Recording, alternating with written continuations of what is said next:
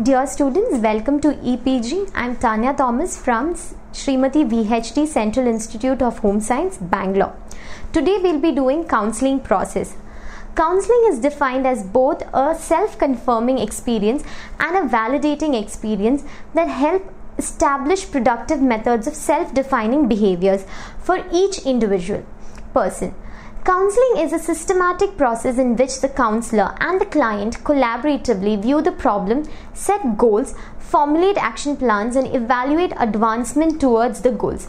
It is a helping process in which the counselor helps the client to achieve goals with the minimal assistance given by the counselor. The structure of counseling process has different variations: 3-step process, 5-step process, and 6-step process. Counseling can be hypothesized as a series of steps which lead to counseling process from one step to another. According to Comia and Hackney in 1987, the counseling process can be theorized as a 5-stage process, but nowadays these stages have been detailed to 6-stage process, and they are: Stage 1, relationship building; Stage 2, assessment and diagnosis; Stage 3, formulation of counseling goals; Stage 4, intervention and problem solving; Stage 5, termination and follow-up; Stage 6, research and evaluation. A counseling process would include these 6 stages. The counselor would select the stages according to the process in the counseling process.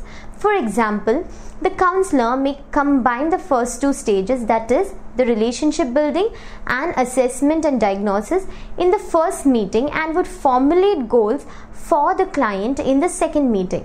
This shift would happen according to the client and the rapport built with the client. First stage, relationship building. This stage is called the rapport building stage, and it is the heart of the counseling process. Lies in this stage. According to Weiner and Lennox in 1994, the relationship building is establishing a therapeutic relationship between the counselor and the client, also developing a sort of rapport between the two. The successful outcome depends on the relationship built by the counselor with the client. The first interview is vital, as a client is judging the counselor on various criteria such as: is the counselor genuine? Will the counselor be able to empathize with the client? Will the counselor be judgmental about the issues? Counseling is essential and is vital to recognize the degree of importance. Researchers have recognized the counseling process as 2 categories. One is counselor offered conditions, and the second one is counselor and client offered condition. First one, the counselor offered condition is a counseling process in which counselor influences or plays a role in the counseling process. The counselor offered condition focuses on the core conditions which are required for effective counseling and social influence model. What are the core conditions? Although it appears that general agreement is required in the first stage of the counseling, there are few core conditions which should be set forth to make the counseling process a successful one. According to Rogers, 1957, the core conditions required for counseling to be successful are empathetic understanding, unconditional positive regard, and congruence. Later, Carl extended the list of core conditions and eventually arrived at a list of 8 factors which were divided into 2 categories, namely responsive dimensions and initiative dimensions. Responsive dimensions are empathy, listening skills. Initiative dimensions are genuineness, self-disclosure, confrontation, immediacy, and correctness. The 8 core conditions are vital and required for behavioral changes to arise in an individual. Each of the core conditions are described in detail. First one, empathy. The utmost vital core condition essential for counseling process to happen. According to Rogers, the definition of empathy is an accurate empathetic understanding of the client's world as seen from inside. To sense the client's private world by placing oneself in the client's world and sensing it as if it were their own world. Empathy is a method by which the counselor enters and experiences the client's phenomenological world. It is an active process where the counselor becomes aware of the feelings, thoughts, experiences, and underlying motives of the client. In other words, the counselor is mirroring the thought process of the client which he or she is undergoing. Empathetic understanding is a multi-stage process consisting of different levels of empathy. Glanston identified the following stages of empathy. The counselor has emotional reaction to the client situation. The counselor attempts to understand the client situation from client's perspective. The counselor communicates empathy to the client, and the client feels a sense of caring and understanding from the counselor. According to Egan 2002, empathy has been identified as primary empathy and advanced empathy. Primary empathy involves the counselor's skill of attending, listening and communicating the accurate information. Advanced empathy involves a characteristic of primary empathy in addition to various skills such as directiveness, interpretation, perception, discovery of thoughts, etc. Second one is unconditional positive regard. It is the basic acceptance and support of the person regardless of who he or she is, what he or she has committed and what he or she says. It is the most valuable core condition in the relationship building stage because the counselor communicates to the client that he or she is of value and are worthy individuals. This concept can be referred to as reward, respect, warmth, prizing, etc. Unconditional positive regard requires counselors to suspend any form of personal judgment and accept clients regardless of the content they disclose. Congruence. Behaving in a manner in the way one feels and thinks. Congruence is one known as genuineness. Congruence is being oneself in the counseling process with the client without pertinence or facade. Being congruent does not mean being frank or blurting out the feelings that the counselor has in mind. It also means deciding on when to share a thought or feeling with others. Vidya-mitra in 1993 pointed that congruence can be divided into two separate components: the ability to be aware of one's own internal experiences, transparency, the willingness to communicate to the other person what is going on within. Fourth one is immediacy. Immediacy is an ability of the counselor to use the immediate situation to invite the client to look at what is going on between their relationship. This concept was developed by Krakow. Immediacy allows the counselor to directly address the pattern of relationship, to explore trust issues, to explore boundaries, to address the issues of differences. Counselor addresses these issues by talking to the client. For example, if the counselor has noticed certain trust issues, you told me at the start that you find it difficult to trust others. Now I notice you are hesitating about telling me more about your situation. I wonder whether you're feeling uncertain about trusting me. Confrontation. Confrontation is a direct method in which the counselor helps the client to face themselves realistically. Garner in 1959 defines confrontation as a direct, authoritative statement instructing the clients to control specific drives or to modify certain behaviors.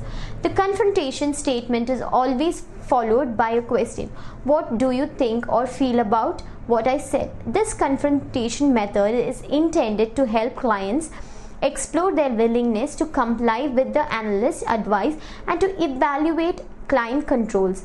Confrontation is a difficult and risky core condition used in the counseling process because a client might misread the confrontation and he or she may feel attacked or rejected by the counselor. According to Egan 2002. Concreteness. The meaning of concreteness is to be specific and definite. In counseling, concreteness is used to help clients discuss their concerns in specific terms. Clients may feel overwhelmed by their problems and have difficulty in putting things into perspective. While this occurs, concreteness can help clients stay focused on one issue. Concreteness serves three important functions. It keeps the therapist's response close to the client's feeling and experiences.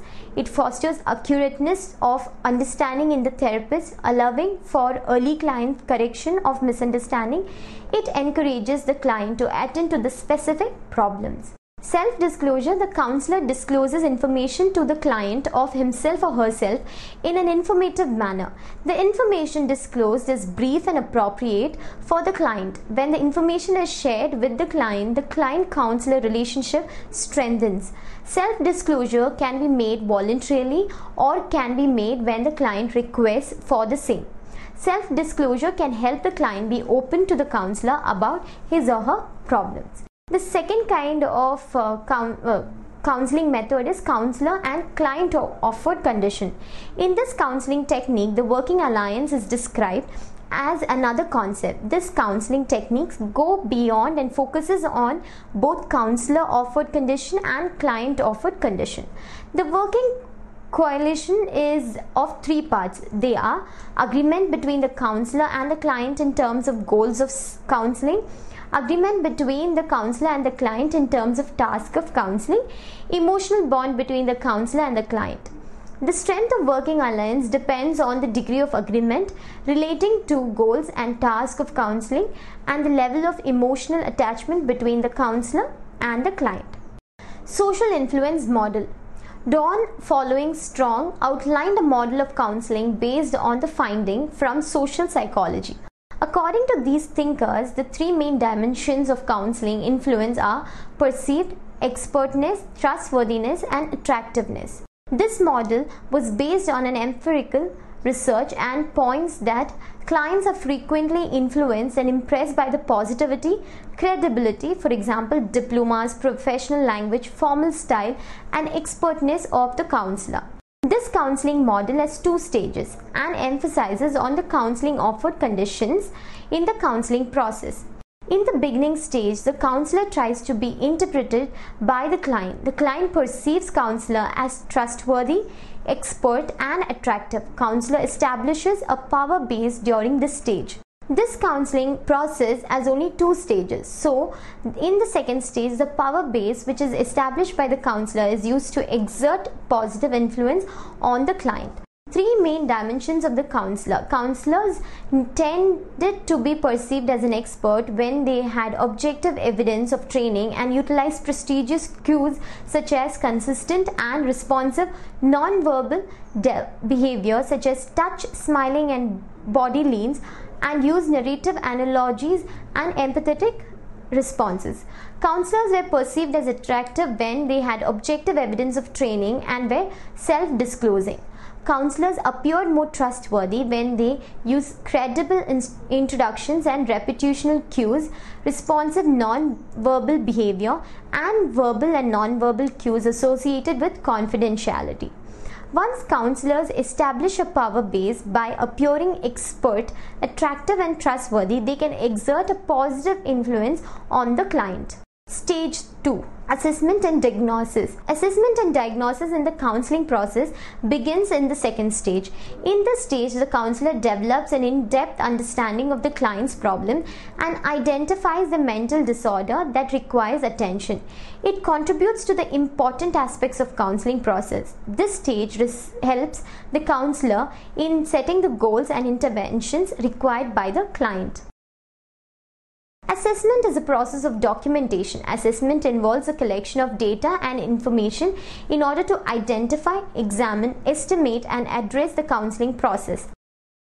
Assessments are used across all counseling settings in variety of ways. Assessment procedures can be divided into two: standardized and non-standardized measures.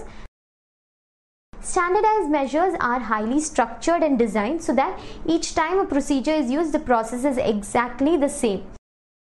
Non-standardized measures can be specific only to a given client or set of circumstances with minimal chance of replication. Diagnosis literally means identification of the nature and basis of particular occurrence. Diagnosis is a medical term which means determining the nature of problem. It is a result statement. According to Rosenhan and Salman, 1995, diagnosis in counseling can be used for four reasons mainly: facilitating communications shorthand, indicating possible treatment strategies, communicating the cause of condition, aiding in scientific investigation. Stage 3 is formulation of counseling goals. Formulation of goals help the counselor and the client to stay focused. According to Comier and Hackney, 1993, counseling goals serves three functions in the process: motivational, educational, and evaluative. Counseling goals are motivational because client work in establishing goals and it helps the clients to work harder to achieve the goals. Clients may also be motivated to achieve the goals as it would be specific, concrete, and client can invest their energy on addressing these specific issues. The duty of the counselor is to motivate the client to accomplish the goals by verbal comments. Second function of counseling goal is educational. According to Comier and Hackney, clients can learn new skills and attitudes. Clients can change their attitudes, learning styles, and behavior, and they incorporate new skills so that their functioning enhances. For instance, one of the counseling goals for the client is to be assertive. So the client in this process is learning to be assertive. This will help the client to enhance their functioning and it will enhance their interpersonal skills and would make them a better person. The third function of counseling goal is evaluative. This is most important function of the process because this is a stage where client and the counselor evaluates the goals set by them. Counseling goals also can be conceptualized as a process goal and outcome goal.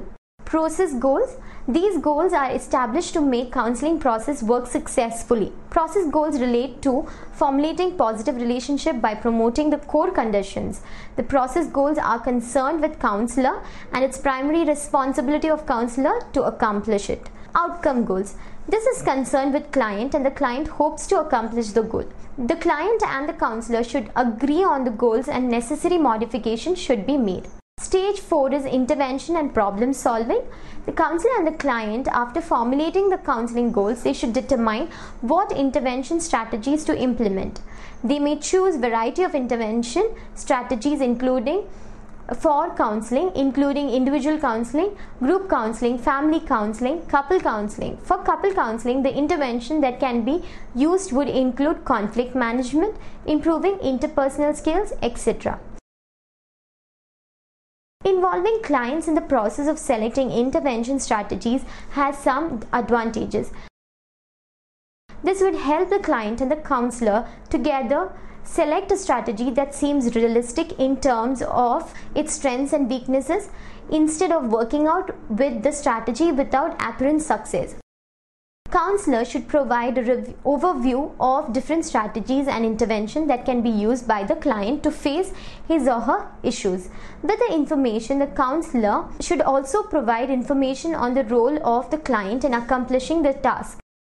The counselor should also brief the client on time and cost that can be involved. It is also important for the counselor to be sensitive to the client's behaviors and the characteristics.